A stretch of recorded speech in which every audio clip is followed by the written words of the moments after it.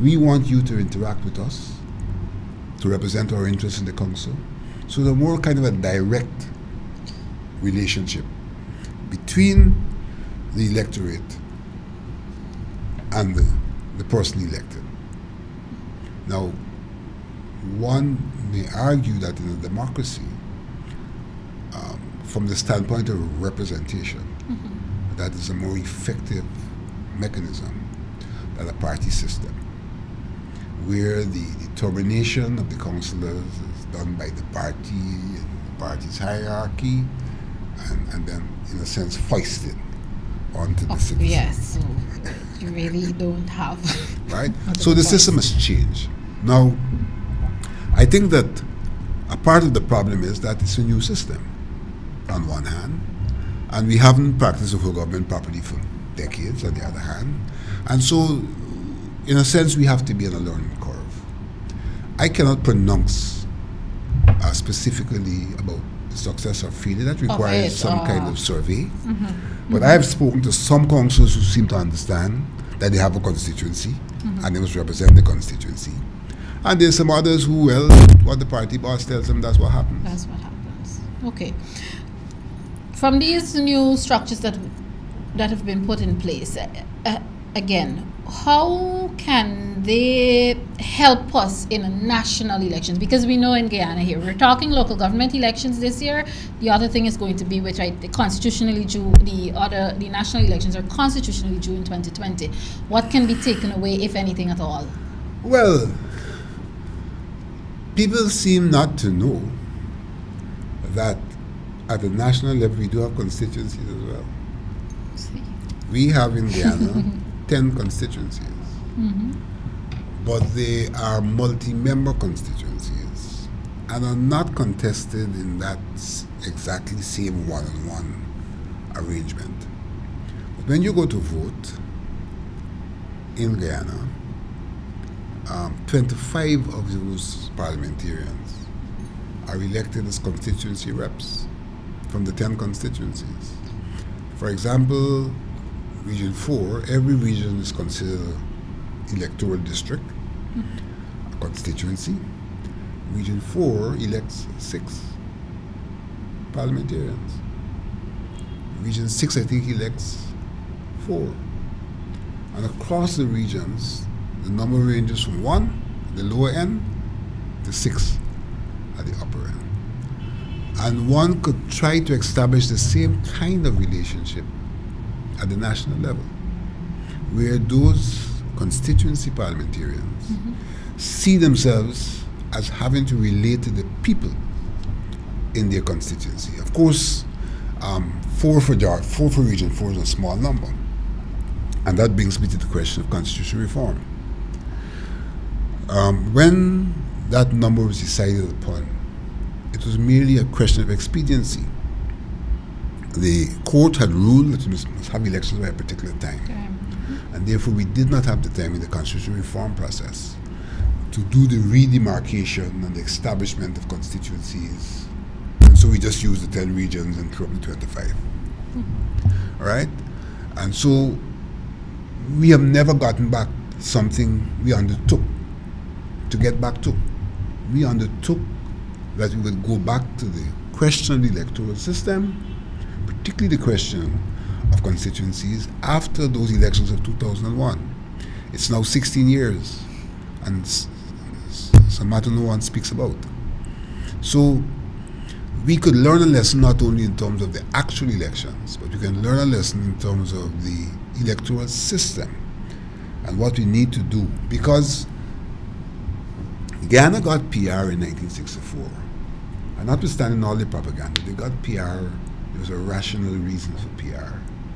And the reason was that the constituency system, the first past the post system at that time, threw up a winning party with a disproportionate percentage of seats to votes. So, for example, the PPP was known frequently to get about 40% of the votes and to get 60% of the seats. The seats, which makes it and unfair. That was unfair. Yeah. So, the PR system attempted to say you get seats to correspond with your votes. And that seems fair. Yes. But it is not necessarily the most democratic system, because it distances, in some regards, the people who are elected from the people who elect them. Because you don't have constituencies, and you can't say that's my MP, and you can't relate, and things like that. It becomes a party kind of control.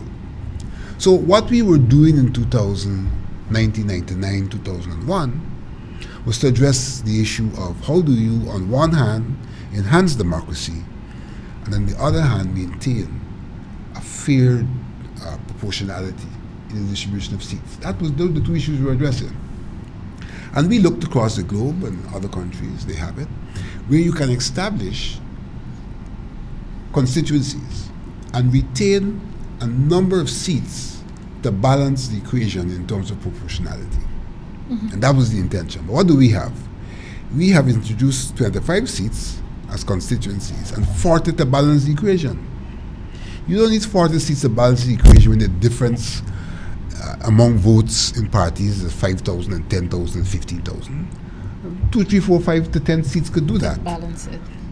And so you achieve the balance, and then you can have 55 seats, for example, as constituency seats, so that you go back to that more democratic arrangement where individuals are associated with constituencies and with the electorate who they're supposed to be representing. So in the event that there is ever, I'm going to use the word adjustment, in the event that there's ever a constitutional adjustment, these are some of the things would indeed have to be considered. Definitely.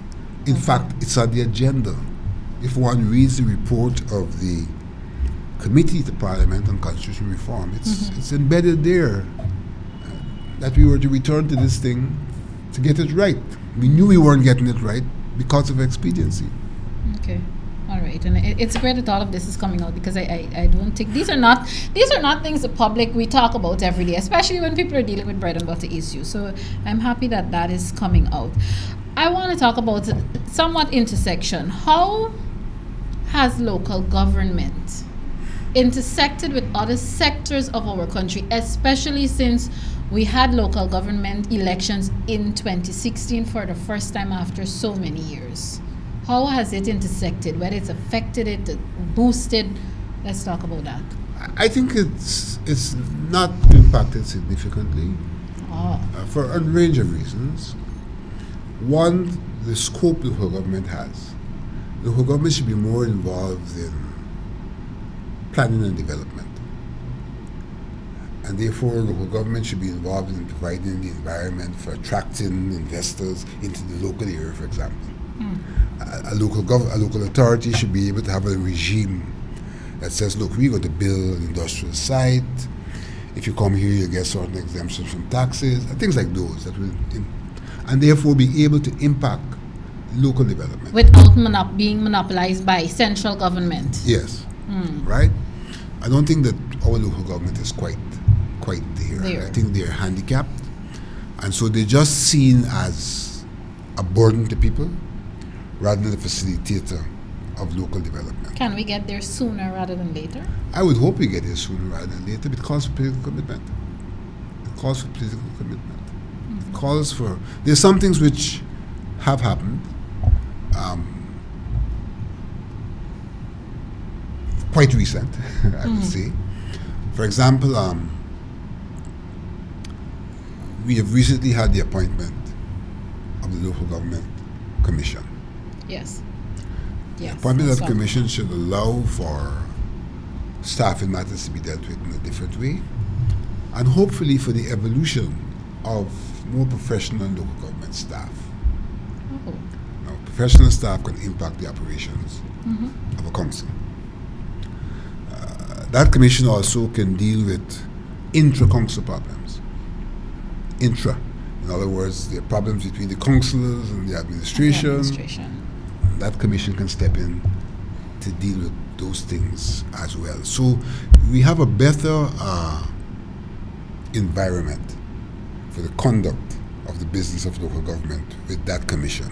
It's early days, and therefore it hasn't really been impacting the councils as yet. They are now themselves establishing their structures and their modus operandi, etc. But hopefully into the next period, it will be more impacting. Because I was about to ask you, bearing all of that in mind that you just said, if you're optimistic that there is great hope by the time we get to and even complete the next local government elections, of course, especially once they're held at the end of this year, is there anything likely at this point that you can speak about from your end that could possibly push or delay those local government elections? Not to my knowledge. Okay. To my knowledge, those elections are on stream, and hopefully nothing comes in the way, you could never know, but hopefully nothing comes in the way. I should also say that you've got some good signals from government in terms of plans. The whole idea of municipal plans in the context of the green economy, the green state, so that they seem to be evolving a framework that can allow for the local authorities to be more involved in the development of local areas. And that is what is really, really required. And it has to be done from a fiscal perspective. In other words, they have to be given the scope to get the resources. And it has to be done from a perspective of the authority as well, what authority they have. And I'll tell you the truth, I don't think half of the local authorities respond to half of the authority they presently have. People see local authorities mainly as garbage and markets. People still see it as frivolous. Right? It's not as what's the word? It's not as dynamic or enticing as the national elections. It could be. It could be. You take, for example, look what has happened in South Georgetown, South Rhinefeld. That entire green space has been taken up by buildings. Now, you could look at it from two perspectives. You could say, here is local government here's local government facilitating entrepreneurship. Because all of those people there are into business. You see electrical contractors, building contractors, starting from Chung by Dynasty, going way down. So you can say here is local government creating an environment in which businesses can have space to operate. And if businesses have space to operate, then eventually you have employment. If you have employment, you have money circulating. It impacts development. As simple as it looks, it impacts development. But you can go to the other end and say, well, look what they've done. They've taken away the green spaces. And they've impacted our environment negatively from an aesthetic standpoint, from a pollution standpoint, from a recreational standpoint. So that we are there saying local government didn't mean that much, but even with the little they're doing, the impact is not insignificant on our lives. Commissioner Alexander, what is your personal view on, and I'm really interested in this, your personal view on green spaces across our country, the green state, the green economy? Do you get the sense that people are understanding what this means for Guyana? Is it that big? Should we indeed be making a big deal of it, the green state? I don't think people quite understand. Okay. In fact, for some time, I was of the view that, look, you have a new government and you don't have a new development strategy. And I felt that that's where we should really start with the development strategy. I am now coming around to understand that this green state strategy really is a new development strategy. So all that should be in the development strategy for Guyana is in the green state strategy. I'm coming to understand. Okay. But I don't think that the citizens out there understand. I don't think the process has really gripped the imagination of the citizens. And there seems to me to be much more work needs to be done to get people involved in the development of the green strategy and to understand what it really means. I think we are, in some regards, we're hearing about it, and we probably be associated with color more than with real ecological balance, which is the thing it's really supposed to deal with, ecological balance. And we need to be made more conscious. We need to be much more outreach on this matter to the citizens at large. Okay. Commissioner Alexander, our conversation was really interesting. I have to prepare to wrap up our discussion. But before we do that, I just want you to, as some final words on this edition. Hopefully we'll have him back as we get closer to local government elections. I would just want you to, give the public an idea, especially in terms of training your team, doing your work, what they really can expect as we prepare to head to local government elections. All right, my involvement is multifaceted. Okay. I am involved with the Ministry of Communities, and that involvement is focused on councillors, trying to get councillors to understand what is it they're involved in. We have to go beyond that to focus on potential councillors, so that through whichever organization we do outreach work, in a form of public education, to bring people on board so they understand what local government really means. I think we also have to work towards some formal programs in local government, so that our professional officers and even our councillors could be exposed to more formal training on matters of local government. Okay, all right, great. Thank you so very much, Mr. Alexander. Of course, viewers, this would have been a conversation with GECOM Commissioner and Local Government Specialist, Mr. Vincent Alexander. For those of you who missed the conversation, you missed a very important one. Lots of information given. Of course, you can check my YouTube channel and Facebook pages by Monday, and the conversation will be uploaded there. Thank you once again, Mr. Alexander, for coming. It's been a pleasure. Thank you very much. All right. What we'll do is take a quick break. On the other side of the break, it will be time for me to deal with some housekeeping matters and then wrap up today's conversation. This is Facing the Nation.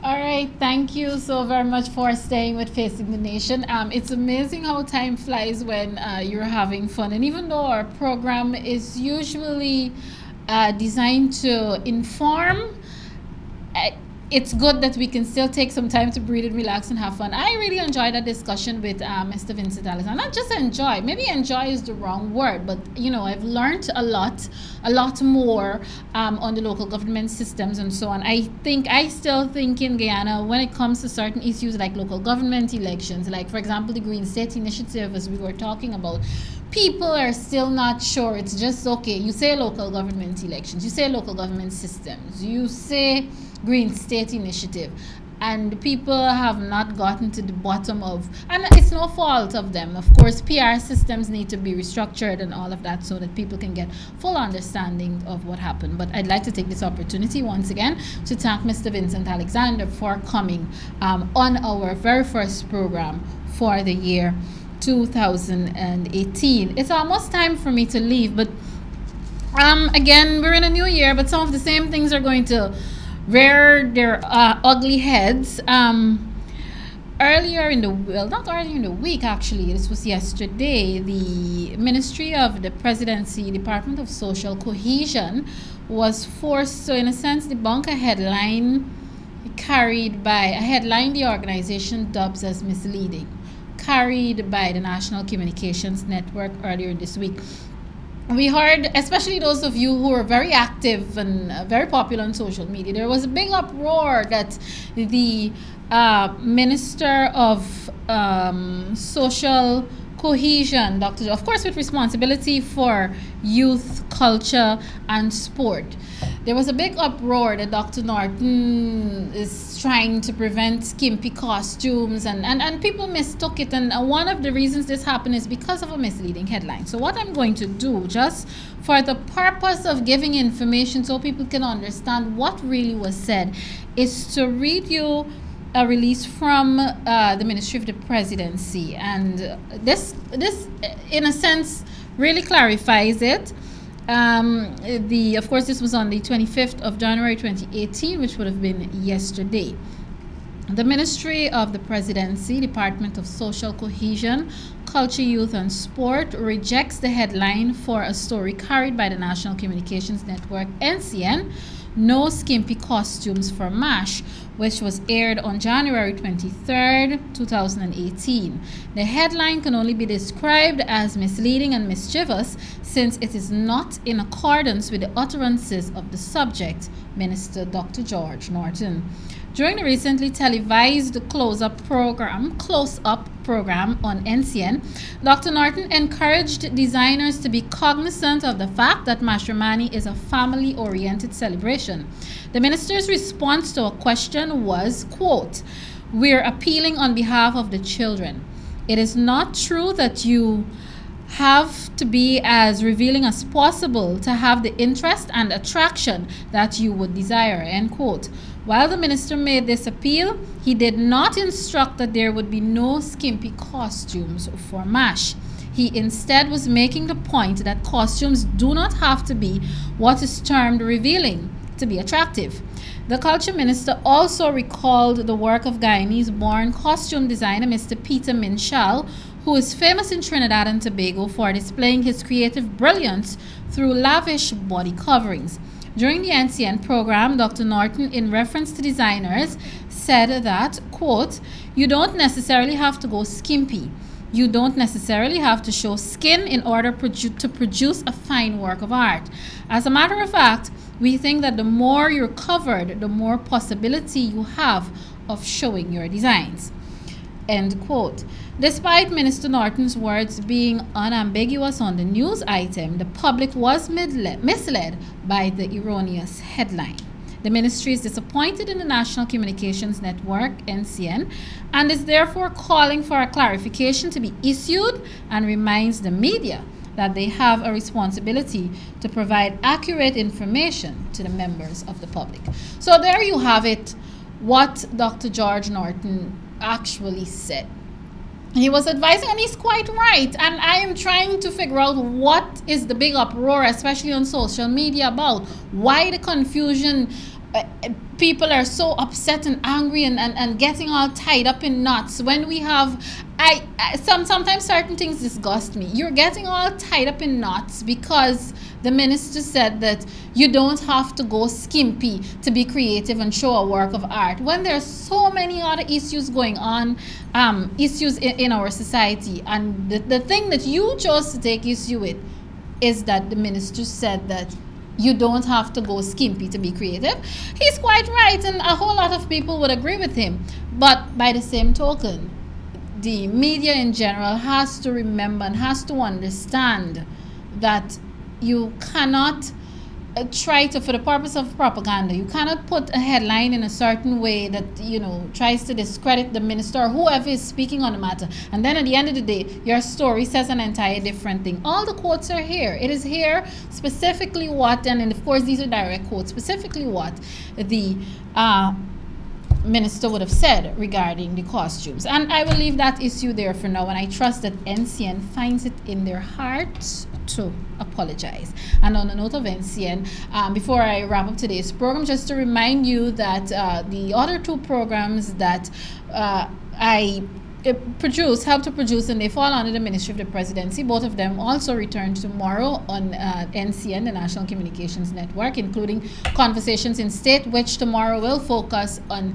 the Department of Climate Change. Of course, you know, from time to time I would bring clips from that program and also West Side Story right here on Facing the Nation. Unfortunately, that is all the time I have with you this week. I am Malika Ramsey, as always, inviting you to be good Guyanese citizens. Take care of yourselves, take care of each other, and of course, join me again next week. Goodbye.